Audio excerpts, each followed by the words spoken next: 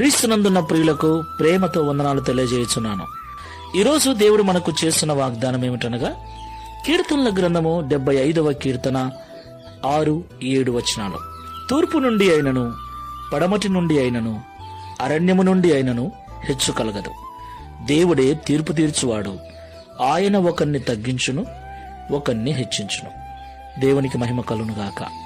నా ప్రియమైన సహోదరి సహోదరులారా, ఈ లోకంలో జీవిస్తున్న మనం అందరము కూడా గొప్పగా బ్రతకాలని, హెచ్చుగా బ్రతకాలని, ఒకరికంటే తక్కువ బ్రతకకుండా, ఒకరి దగ్గరికి వెళ్ళి చేయి చాపి అడిగే స్థితిలో ఉండకుండా ఉన్నతమైన స్థితికి వెళ్ళాలని అందరము కోరుకుంటూ ఉంటాం. అందుకొరకు అన్ని రకాల ప్రయత్నాలు చేస్తూ ఉంటాం, అన్ని రకాలుగా ప్రయాసపడుతూ ఉంటాం. అయితే మనం ఎన్ని ప్రయత్నాలు చేసినా, ఎంత ప్రయాసపడినా మనము హెచ్చుగా జీవించాలి, గొప్పగా జీవించాలి, ఉన్నతమైన స్థితికి వెళ్ళాలి అంటే అది దేవుని వలననే సాధ్యం. ఆయనే ఒకరిని తగ్గించును, ఆయనే ఒకరిని హెచ్చించును. దేవునికి మహిమ కలుగునుగాక.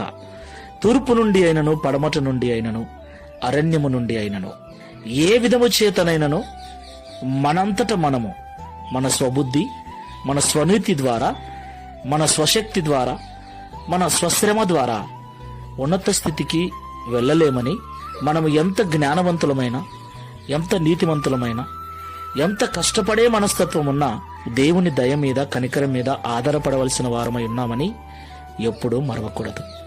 కాబట్టి మాటలు వింటున్న ప్రియ సహోదరి సహోదరులారా, దేవుడు మనల్ని హెచ్చించినట్లు తగ్గింపు జీవితము కలిగి దేవుని దయ కనికరం మీద ఆధారపడి జీవిద్దాం. ప్రార్థన చేసుకుందాం.